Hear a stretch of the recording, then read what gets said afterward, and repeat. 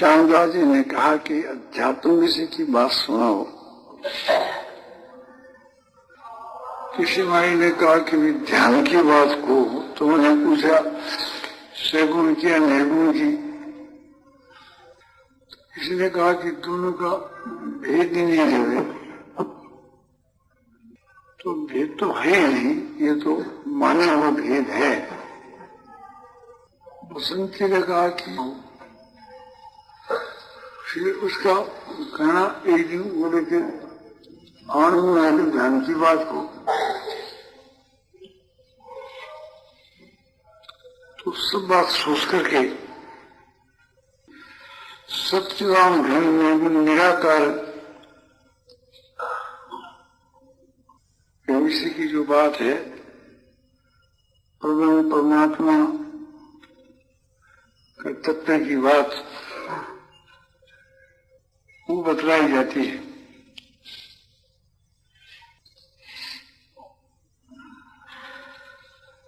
वो बात समझ में आ जाए तो उसी वक्त कल्याण हो जाए। उसके लिए यह बात नहीं कि आज आप बात सुनिए कल्याण कल हो, वो तो उसी वक्त हो जाए। उसमें कुछ करना नहीं है, वो तो समझना ही है। समझ लिया तो काम हो गया।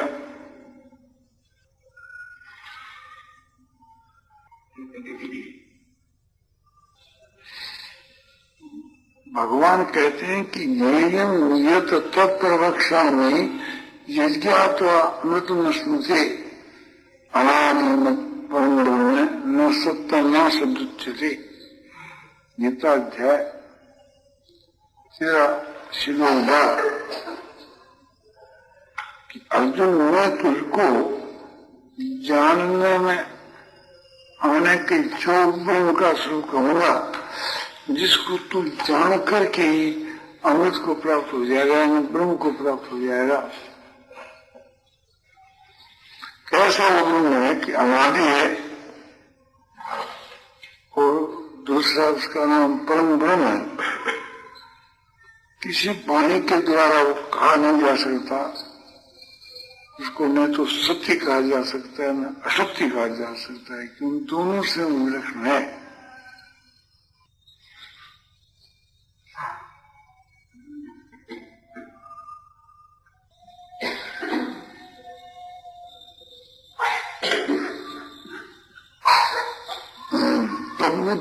आत्मा में स्तनिश्वास गच्छन ज्ञान दूत के अनुसार, ज्ञान के द्वारा जिनके सारे पाप धुल गए हैं, ऐसा शुद्ध हृदय वाला जो पुरुष है, जिसका मन तद्रुप यानी ब्रह्म रूप हुआ है और जिसकी बुद्धि भी ब्रह्म रूप हो गई है और वो खुद भी ब्रह्म रूप हो गया है, ब्रह्म के स्वरूप में जिसकी स्थिति हो गई है, तो जो ब्रह्म का प्राण हो गया है, वो पुनरावृत्ति वो परम गति को प्राप्त हो जाता है।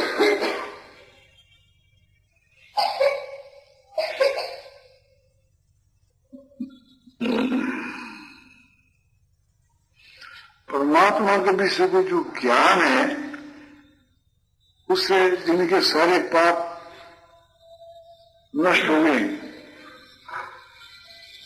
जिनका हृदय शुद्ध हो गया। पापों के नाश होने से हृदय शुद्ध हो जाता है।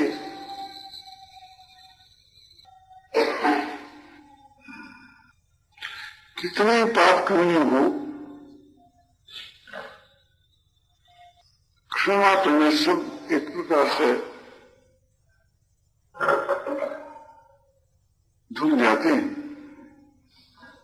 इसके लिए कोई दृष्टांत नहीं। साबुन से कपड़े धोना उसमें समय लगता है और इसमें समय नहीं लगता। अग्नि से भी इन जले तो समय लगे, इसमें इतना भी समय नहीं लगे। फिर समझाने के लिए तो कुछ कहना पड़ता है कि इनके भाव से समय दोगुने भस्म सात कुल उन्हें ज्ञान शुरू करना है। भस्म सात कुल तेगा, जैसे प्रज्वलित होने इनके देह को भस्म कर देता है। इसी प्रकार ज्ञान सब पापों को भस्म कर देता है। इससे सभी समारंभ हुआ काम संग्रह वर्जिता ज्ञानाग्नि दग्ध कर्माण तमाम पुनितम हुआ,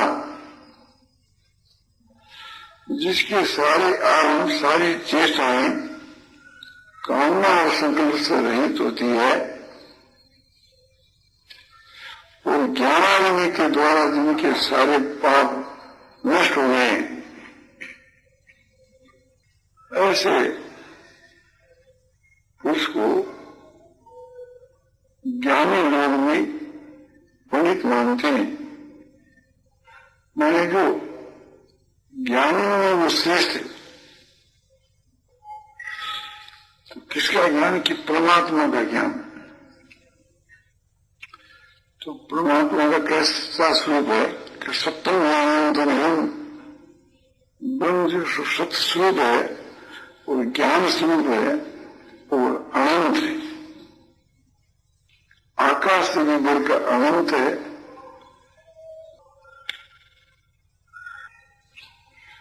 और नित्य सत्य भाव रूप है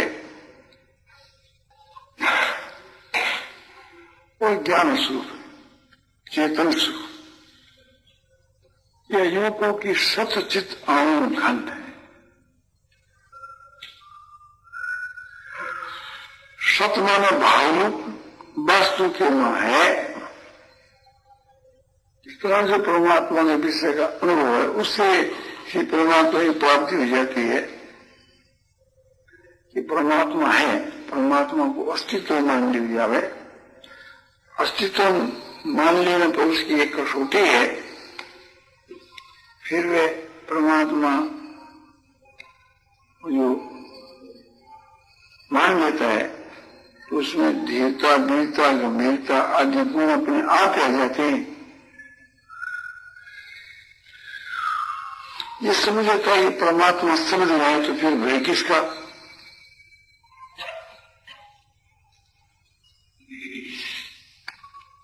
परमात्मा का ये निश्चय हो जाए कि परमात्मा है, निश्चय है, समझना है और वो चेतन है। जानने में जो आवे उसको चर कहते हैं और जानने वाला है उसको चेतन कहते हैं। ये दो बात एकदम प्रत्यक्ष है। जानने में आने वाले पदार्थ भी मौजूद है, जानने वाला उसका है। तो जानने वाला जो है वो चेतन है, आत्मा है, और जानने में आवे वो जड़ है।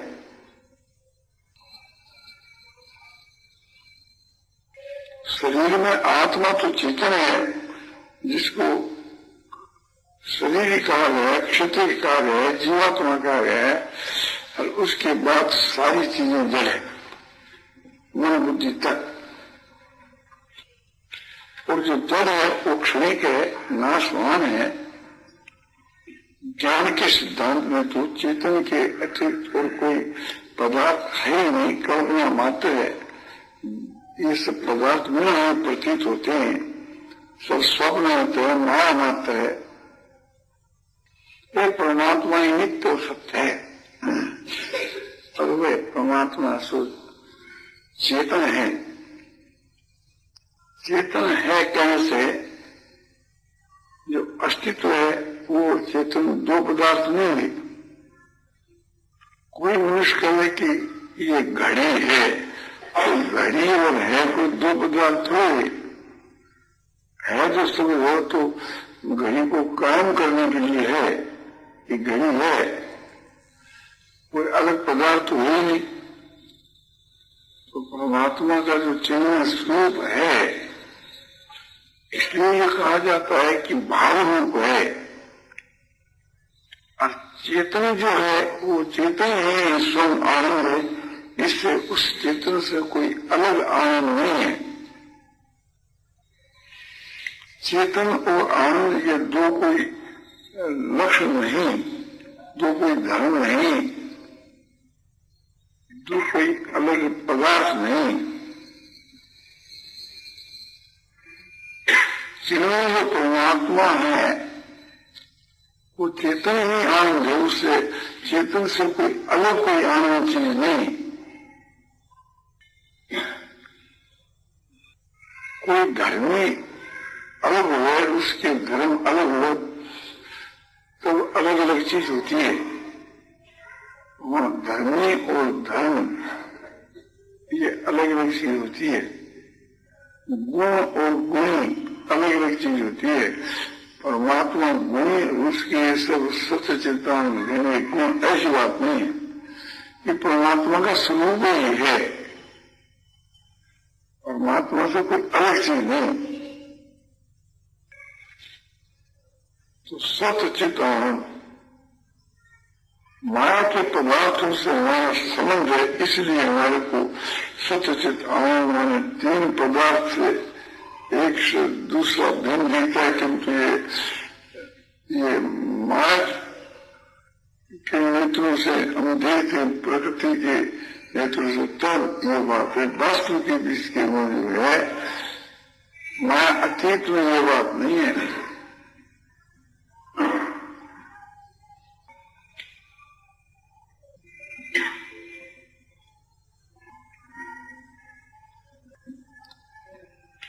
एक पदार्थ के होते हुए भी उसके नाम रूप नाना हो जाते हैं।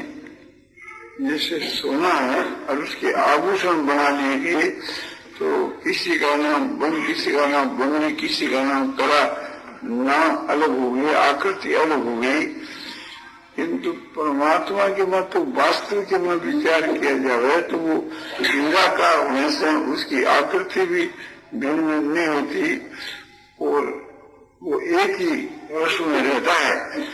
तो समझाने के बाद ये दृष्टांत दिया जाता है सोने का, किंतु परमात्मा चेतन है, चेतन के साथ में जड़ का दृष्टांत समीचीन नहीं होता। तो परमात्मा का कैसा स्वरूप है कि परमात्मा का स्वरूप है आनंदमय।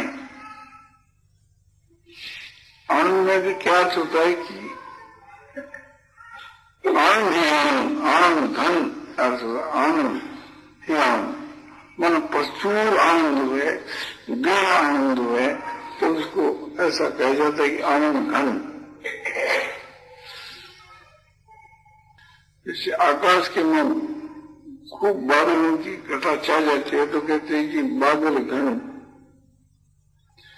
बर्फ का जो ढेला है तो कहा जाता है ये आपने जली जल है, इसमें जली जल भरा हुआ है, बर्फ उसके जली जल भरा हुआ है।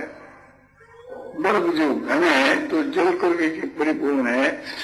पत्थर जो उसमें घनता है तो पत्थर ही पत्थर है, उससे कोई अलग चीज नहीं।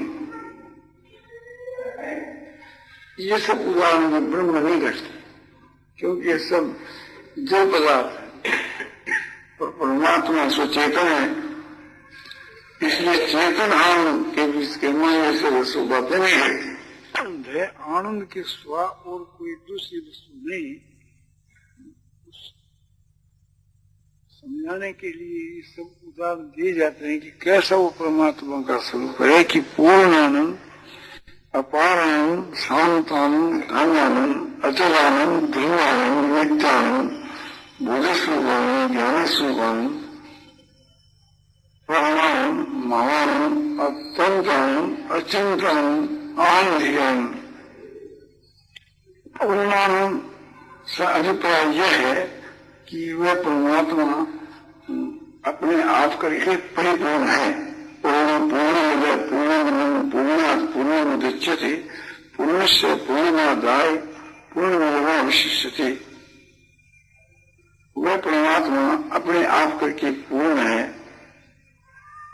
और यह संसार भी उससे परमात्मा से परिपूर्ण होने से यह भी पूर्ण है, क्योंकि यह संसार उस परमात्मा से प्रकट हुई है, इसलिए परमात्मा करके परिपूर्ण है। इस संसार को परिपूर्ण करने वाला जो परमात्मा है उसको कहते हैं कि पूर्ण का भी वो पूर्ण है। उसे पूर्ण को पकड़ करके या अनुभव कर करके जब उसमें स्थित हो जाता है तो शेष में पूर्ण में ले जाता है। अभिप्राय यह है कि वो आनंद अपने आप करके परिपूर्ण है। उस आनंद का अनुभव भी उस आनंद को ही है, इसलिए उसको चेतन आनंद कहते हैं। वो शब्द एक ही है, इसलिए उसको समानंद कहते हैं। उसकी कोई सीमा नहीं है, इसलिए उसको अपार आनंद कहते हैं। और वहां विक्षेप का अभाव है, संकल्प का अभाव है, पूर्ण का अभाव है, इसलिए उस आनंद को शांति में आनंद कहते हैं।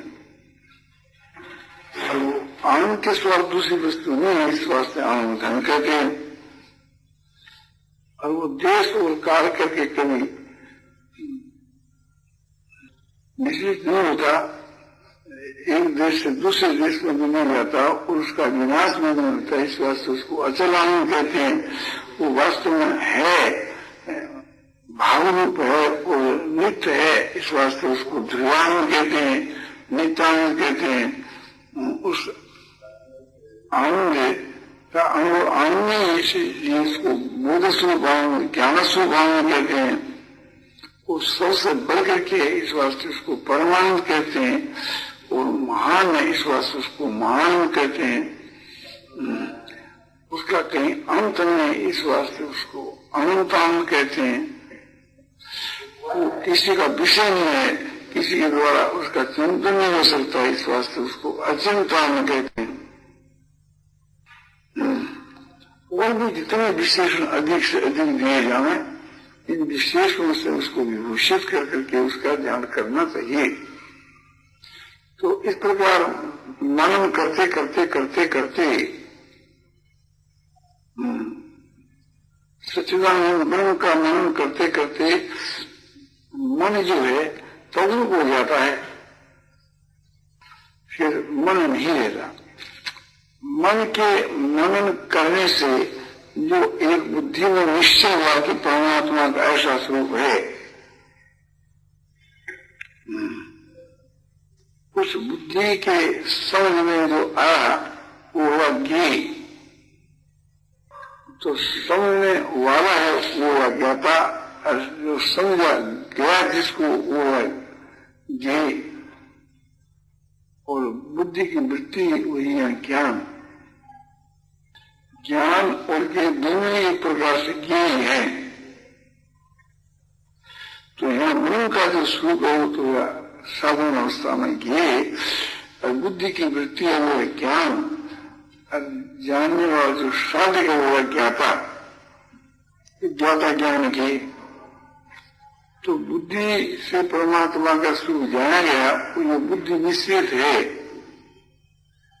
इसका जो फल है वो असली स्वरूप है। जैसे कहा कि ज्ञान निगत तत्व लक्ष्यामी जिज्ञात्वा अमृतमस्मृति, मैं जानने के योग जो ब्रह्म का स्वरूप है सो तेरे प्रति कहूंगा कि जिसको तुम जान करके अमृत को प्राप्त हो जाएगा।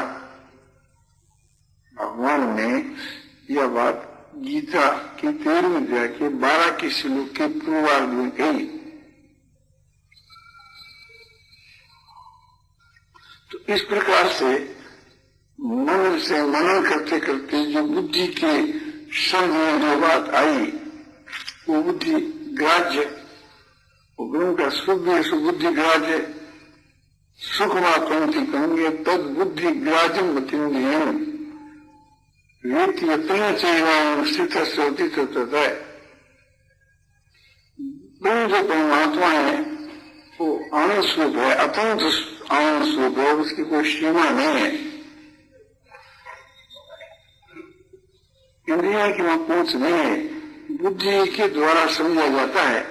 और जिस काल के न बुद्धि के द्वारा उसको मनुष्य अनुभव करता है, जानता है, फिर उस परमात्मा के स्वरूप से वो चलाना नहीं होता। ऐसा परमात्मा का जो स्वरूप है सो है। ये समझना चाहिए कि आनंद ही आनंद, आनंद के सिवा दूसरी वस्तु नहीं। इस प्रकार के समझ करके वह आनंद के बीच के वहां मगन हो जाना है, ये उस आनंद में ब्रह्म का ध्यान है। तो ध्यान काल में 3 प्रकार है, ध्याता ध्यान ध्येय। तो यहाँ ध्येय तो है ब्रह्म का स्वरूप और ध्याता साधक, और ध्यान है बुद्धि की वृत्ति। इस प्रकार से ध्यान करते करते तद्वत ध्येय, उसकी बुद्धि तद्रूप में ब्रह्म हो जाती है। वो बुद्धि जो है उस ब्रह्म के वहां विलीन हो जाती है, तब त्रिपुटी मिल जाती है, केवल एक ब्रह्म रह जाता है। जाता ध्यान थे 3 नहीं रह करके केवल एक ब्रह्म स्वरूप रह जाता है। ब्रह्म के स्वरूप के में इसकी समाधि हो जाती है। जब ब्रह्म के स्वरूप में समाधि हो जाती है तो ब्रह्म से अलग कोई चीज नहीं रहती, केवल ब्रह्म ही रह जाता है। किंतु यह जो समाधि है यह सविकल समाधि है। यह ब्रह्म का स्वरूप जैसा समझा गया बुद्धि के द्वारा, अब उसको लक्ष्य बनाकर उसका ध्यान आरंभ किया था, उससे उस ब्रह्म का स्वरूप बहुत ही विलक्षण है। किंतु साधन काल के बीच के वहां बुद्धि से समझा हुआ जो ब्रह्म का स्वरूप है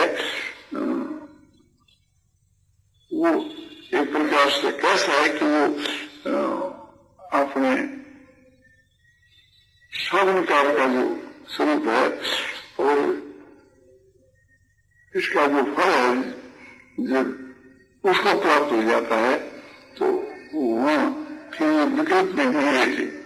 इस ब्रह्म के स्वरूप के बीच के वहां साधन के समय में जो इसका ध्यान किया गया था, ध्यान काल में ध्याता ध्यान ध्येय 3 जो वृत्ति थी वो तो नहीं रही। एकाकार वृत्ति हो गई, ब्रह्माकार वृत्ति हो गई, किंतु ब्रह्म का नाम और ब्रह्म का स्वरूप और ब्रह्म का ज्ञान, ये 3 ब्रह्म विषय के भेद जो है इसी का नाम विकल्प है। शब्द अर्थ और ज्ञान, शब्द माने ब्रह्म का नाम, अर्थ माने ब्रह्म का स्वरूप और ज्ञान माने ब्रह्म का ज्ञान। तो ब्रह्म का नाम, ब्रह्म का रूप, ब्रह्म का ज्ञान, ये तीनों मौजूद है, इसलिए ये सविकल्प समाधि है। आगे जाकर के ये सविकल्प समाधि से जब ऊपर को उठ जाता है तो वह निर्विकल्प समाधि हो जाती है। निर्विकल्प समाधि के बीच में ब्रह्म का नाम, रूप और ज्ञान ये 3 नहीं रहती, केवल ब्रह्म का स्वरूप रहता है। वहां ब्रह्म का नाम नहीं, वहां ब्रह्म का ज्ञान नहीं, ब्रह्म खुद आप ही पर हो जाता है। ज्ञान तो एक दूसरे का होता है, यह तो ब्रह्म स्वयं ज्ञान स्वरूप ही है। तो ज्ञान किसका और किसको है, यानी बुद्धि की वृत्ति रूप ज्ञान ये नहीं है, ये चेतन ब्रह्म का स्वरूप है, चेतन है। तो केवल चेतन वस्तु रह जाती है। ऐसा जो ब्रह्म का स्वरूप जो चिन्ह में बदलाया जाता है, जब इसको जान जाता है तो वह पुरुष फिर ब्रह्म को प्राप्त हो जाता है। ब्रह्म होती ब्रह्म के जानने वाला ब्रह्म बन जाता है। तो यहाँ कहते हैं कि वो अपूर्णा गति को प्राप्त हो जाता है।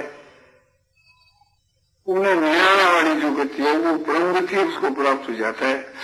तो उसको चाहे परम गति कह दो, चाहे ब्रह्म की प्राप्ति कह दो, चाहे निर्वाण ब्रह्म की प्राप्ति कह दो, निर्गुण ब्रह्म की प्राप्ति कह दो, एक ही बात है।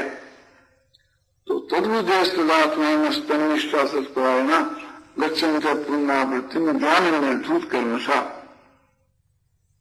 आत्मा माना मन, जिसका मन ब्रह्म रूप हो गया है, तब बुद्धि जिसकी बुद्धि भी ब्रह्म रूप हो गई है,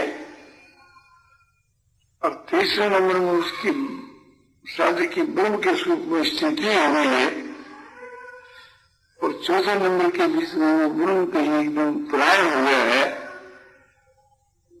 या साधक की अंतिम स्थिति है तत्परायणा। तो ऐसे जो महापुरुष हैं वे मर करके अपूर्वा करते हुए जाते हैं। ज्ञान में युद्ध कर्मशा पुरुषा, ज्ञान करके जिनके सारे पाप धुए हैं, ऐसे ज्ञानी महात्मा पुरुष उसे ब्रह्म को प्राप्त हो जाते हैं। तो ब्रह्म का जब ज्ञान हो जाता है तो ब्रह्म बन जाता है।